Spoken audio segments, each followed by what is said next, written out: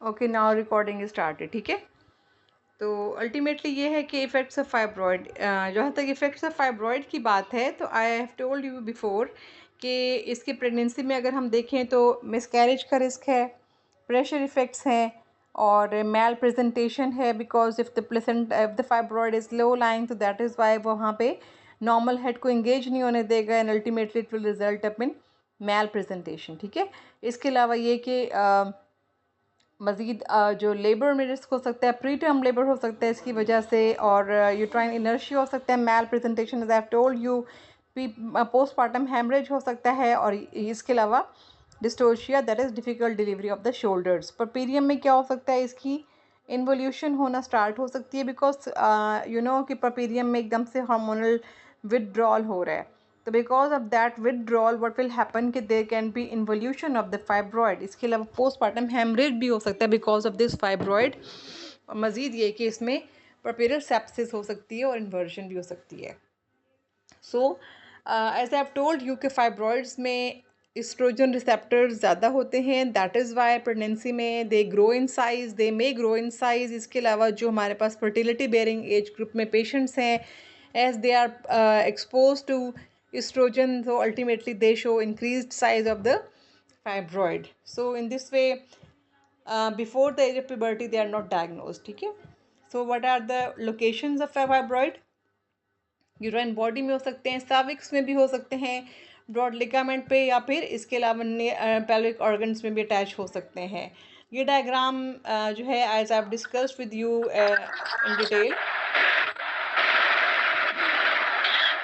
जी, excuse me doctor Nadia, ये इसमें क्या कितने परसेंट ऑफ प्रेवलेंस है in each fibroid type of fibroids? Prevalence किस चीज़ की? कि कौन सा वाला फाइब्रॉइड इज मोर कॉमन और उसकी क्या परसेंटेज ऑफ अकरेंस है? जहाँ तक परसेंटेज का ताल्लुक है तो देखें इसमें ये वेरी करता है, एग्जैक्ट फिगर्स हमारे पास उस तरीके से नहीं है, लेकिन जो कॉमनली हमारे पास आते हैं वो यूट्राइन फाइब्रॉइड्स हैं। जो रेयर कॉजेज़ हैं दे दैट इज़ के सर्विक्स में हो सकता है या ब्रॉड लिगामेंट में। ठीक है, तो बेसिकली आपके पास जो यूट्राइन फाइब्रॉइड्स हैं उसमें हमारे पास मोस्ट कॉमनली सब म्यूकोजल या फिर सब इंट्राम्यूरल फाइब्रॉइड्स आते हैं।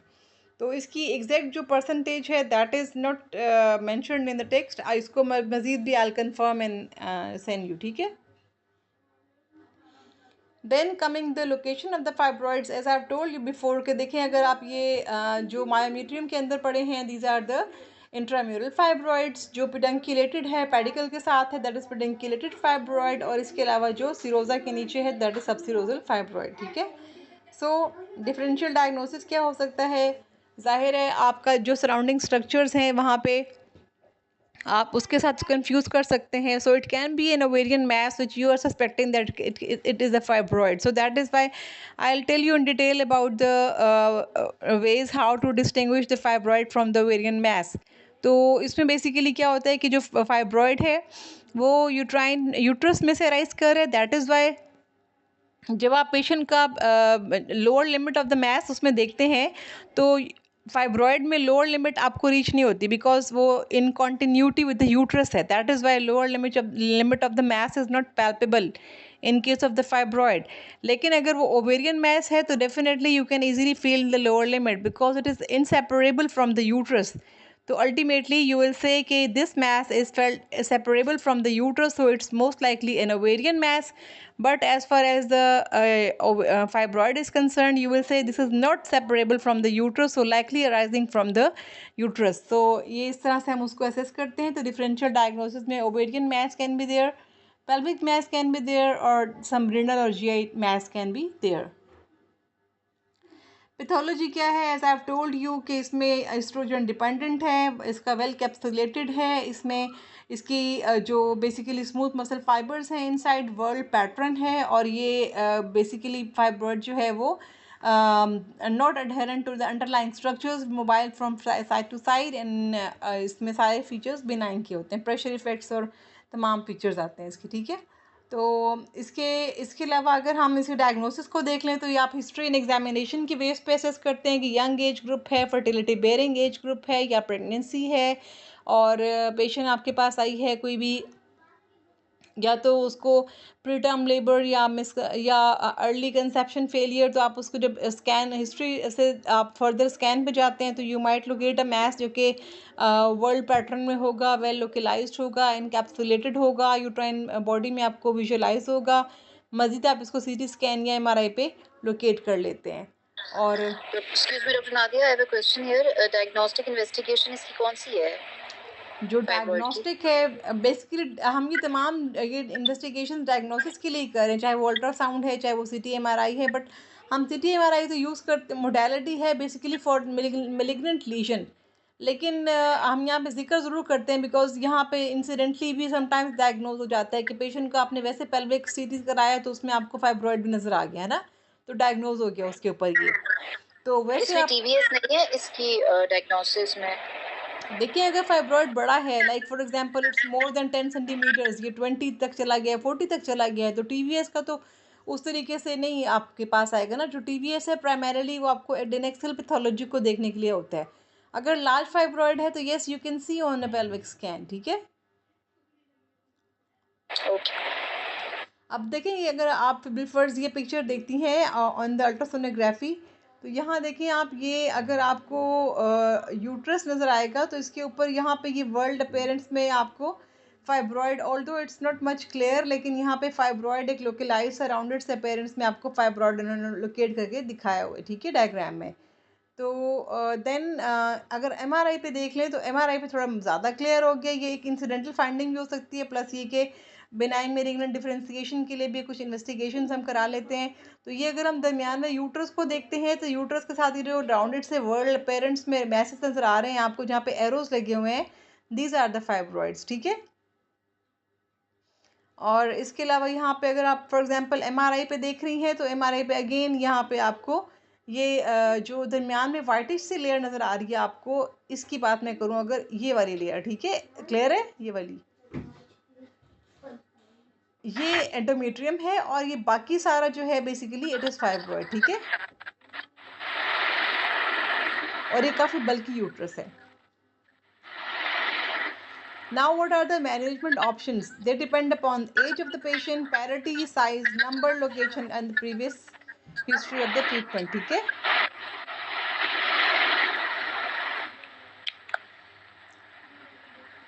So now you see here, आपके पास एक्सपेक्टेड मैनेजमेंट हो सकती है, आपके ऊपर मेडिकल मैनेजमेंट हो सकती है और आपके पास सर्जिकल मैनेजमेंट हो सकती है। अगर आप एक्सपेक्टेड मैनेजमेंट की बात करती हैं तो डिपेंड्स कि आपका साइज़, अगर फाइब्रॉइड स्मॉलर इन साइज़ है, कोई इतना वो फॉर एग्जांपल अगर पेशेंट के कंसर्न्स ऐसे हैं, for example she does not want parity, just she wants, her concern is heavy menstrual bleeding, तो इन दैट केस आप उसको ब्लीडिंग रिड्यूस करने के लिए प्रोजेस्टेरॉन दे सकते हैं, या फिर उसको आप एनसेड्स दे सकते हैं, या फिर आप उसको एंटी फिब्रोनोलिटिक्स दे सकते हैं, जिससे फाइब्रॉइड ब्लीडिंग कुछ कम हो सकती है। तो इस तरीके से आपने इसकी एक्सपेक्टेड मैनेजमेंट करनी है, बट आपने इसको फॉलोअप पे रखना है पेशेंट को। अगर आप सिमिलरली जो आपके पास जहाँ तक एक्सपेक्टेंट है, सॉरी, उसमें हम ये करते हैं कि जस्ट हम उसको साइज़ को असेस करते रहते हैं, उतने सिम्टम्स को हमने एड्रेस करना होता है। जहाँ तक मेडिकल की मैनेजमेंट है तो उसमें हम लोगों हमारे पास प्रोजेस्टेरॉन है या फिर जीएनआरएच एनालॉग्स हैं, जिन्हें जीएनआरएच एनालॉग्स बेसिकली सूडोमेनोपॉज क्रिएट करते हैं, और दैट इज़ वाई पेशेंट जो है वो अल्टीमेटली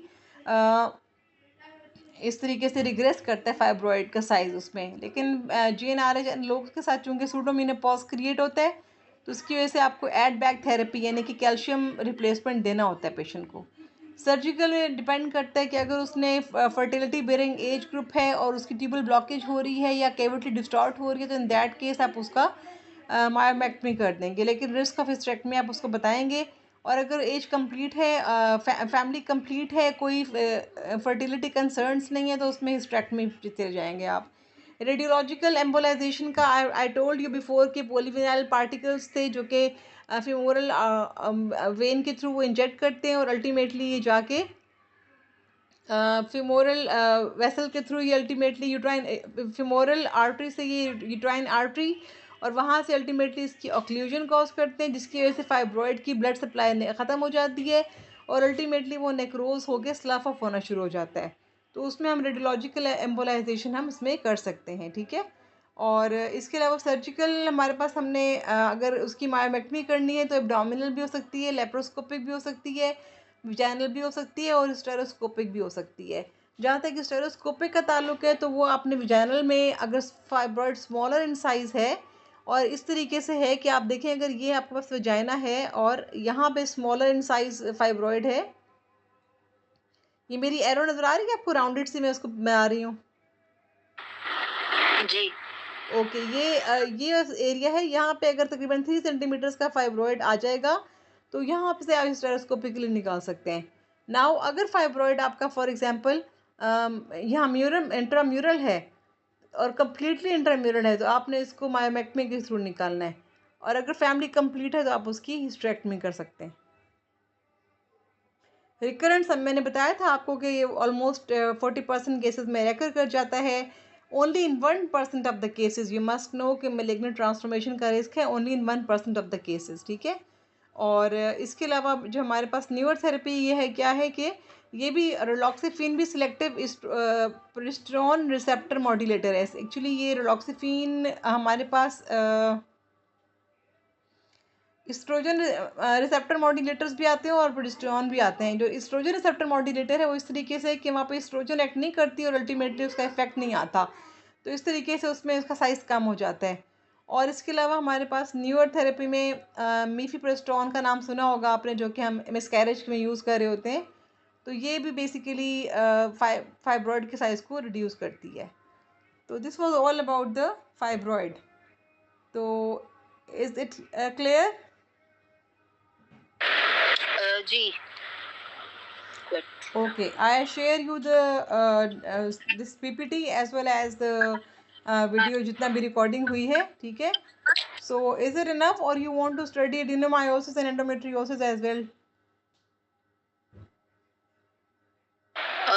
कुछ डिफरेंट है आपने एडिनोमायोसिस का या एंडोमेट्रियोसिस का, तो वो तो फिर नहीं, बिकॉज़ वो आई हैव टू थोड़ा गो थ्रू दैम। वो भी आपको थोड़ा डिटेल में पढ़ना पड़ेगा। एक्चुअली जो आपको मैंने आज फाइब्रॉइड के बारे में बताया है, it is also in a very vast topic.